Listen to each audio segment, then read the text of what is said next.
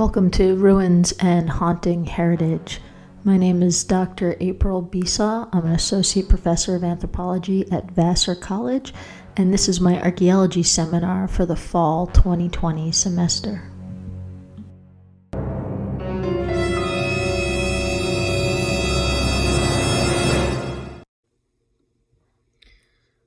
We're going to do a quick pass through this book, Yi-Fu Tuan's Space and Place, originally published in 1977 and constantly reissued. This version that I have is much more recent, 2008. So that gives you a little bit of a sense of how important this work is, that it's constantly being reissued and reused. And Yi-Fu Tuan was a geographer primarily, but his ideas about how humans perceive of space and place in relation to themselves and each other is useful for a variety of fields, including anthropology and archaeology. So in this book, Yi-Fu Tuan specifically wants to discuss in what ways do people attach meaning to and organize space and place. And he spends a lot of time figuring out what's the difference between a space and a place. On page 6 in this version, he says that what begins as undifferentiated space becomes place as we get to know it better and endow it with value. So my way of saying it is that space becomes place when you hear and tell stories about it. That way it has some sort of meaning, right? That patch of grass is just a patch of grass. But if that patch of grass is where you had a picnic with the person you fell in love with, now that patch of grass becomes a very special place. So direct experience is a very powerful way to experience place, to take some arbitrary space, say a house, and make it into a house that you care about.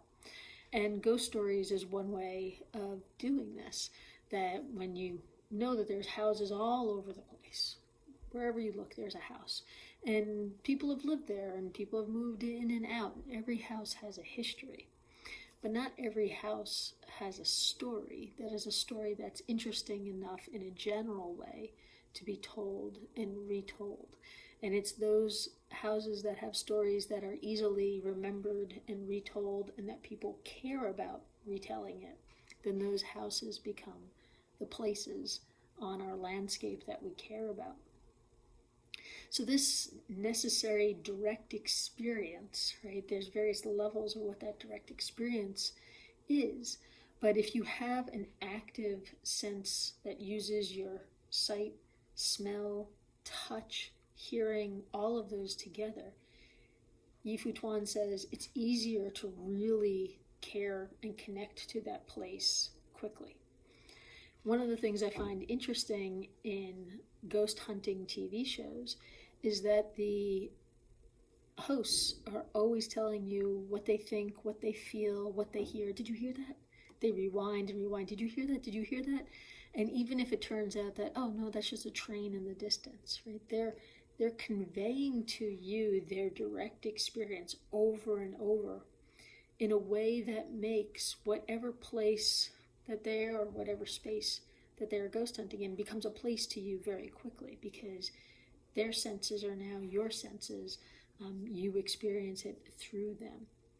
So on page 9, Tuan says, to experience in the active sense requires that one venture forth into the unfamiliar and experiment with the elusive and the uncertain.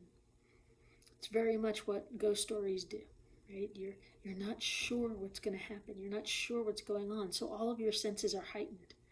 You're worried. Is this floor going to hold me? Is that sound an animal? Is that sound a demon? What is that? So all of those senses are so heightened that your experience of the place is so much faster than just walking into a cookie cutter apartment that you might have been in 12 just like it, and therefore you don't really think about the different smells or or sounds that are there. And you might not, when you're trying to think back, what did I do last weekend? You might not remember whose dorm room you were in because they just all seem pretty much the same to you. So I think that experiential aspect of ghost hunting is part of the lore. That when you watch somebody else hunt on a TV show, you're there, but you're safe at home at the same time. So you could have your chips and your beverage and watch somebody else get scared and appreciate that you are discovering this place with them, but yet you don't take any of the risks that they take. Tuan says on page 10 that experience is compounded of feeling and thought. So ghost hunters are always saying, this is what I feel, this is what I think. And that memory and anticipation are able to wield sensory impacts into a shifting stream of experience, so that we may speak of a life of feeling as we do a life of thought. So one criticism of ghost tourism is that, you should be an intellectual, you should be able to criticize this stuff, you should be looking at objective science and so forth. And to some people, I have my career, I have my objective science life, and sometimes I just want to feel. And ghost stories help you feel and give you that life of feeling that doesn't have to necessarily contradict with a life of science. One of the awesome things about this book is that Tuan goes through how children experience places differently than how adults experience places and the same places. And this is interesting in that a lot of the ghost lore is that children interact with the dead all the time because they don't know not to. But that adults, because they don't believe, they close off their senses to that, right? So in both worldviews, there is a understanding that being a child and being an adult has a different way of viewing the world. So that's those ontologies that I talk about in one of the other lectures. So he says that when a child is learning, things are not quite real until they have a name and can be classified in some way. Right? So I don't know what this thing is. My mom tells me it's a mug. My mom tells me this is a cup. I'm not really sure what the difference is between a cup and a mug, but I start to learn that, I start to classify that a mug has a handle. Right? So this goes back to the archaeological taxonomy creations from the first week of the course. So as we become adults, Tuan says, places acquire meaning to us because we have accumulated sentiment for it over time. So if you're a college student and you've just moved into your dorm room, you could take it, you could leave it. If you're a senior and you're about to graduate and that's been your dorm room for 2 or 3 years, you're going to miss it, right? So now you have this different connection to what's essentially a very similar type of space. So as people get older, they have more and more sentiment for a place, and it's harder and harder to leave it. And one way of conceiving of that sentiment is that these are essentially the ghosts of your life that live with you in your place. So on page 33, he says that young children may look matter-of-factly on places that to adults are haunted by memories. So this will link into the ghosts of place that we'll discuss coming up in another week. On page 41, 47, 59, he's going through our understanding of how we relate to the world. And he says everyone is at the center of his own world. And that distance is generally seen as distance from the self.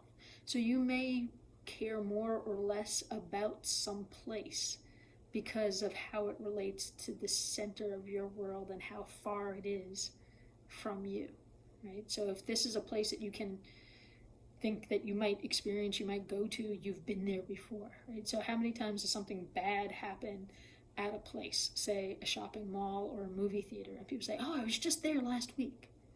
Why is that relevant? Because our sense of the importance of that place is linked to its distance from us, and that distance from us can be measured in time, right? But, if it happened last week, I would have been there during it. Well, it didn't happen last week, but that's our way of understanding the world. So he says on page 59 that things have power only to the degree that people endow them with in an animate or human characteristic sense.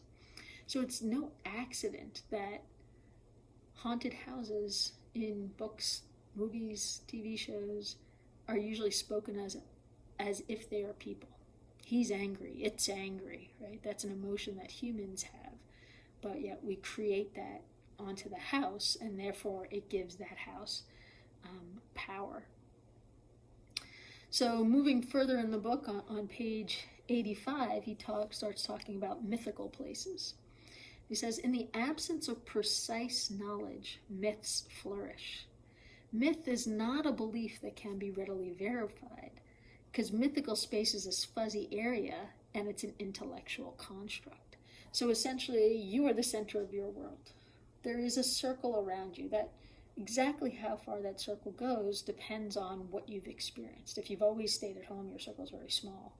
If you've always ventured out, your circle might be bigger. And then what exists outside of that circle of your direct experience is your mythical space, which is to somebody else their home. They know about it. So your knowledge of it is fuzzy and maybe consists of a lot of things that are just made up, that you're not really sure about, but you don't ever question because you don't care, because it's not part of your place. So it becomes part of this mythical space. So on page 86, he says that when we wonder what lies on the other side of the mountain range or ocean, our imagination constructs mythical geographies that may bear little or no relationship to reality.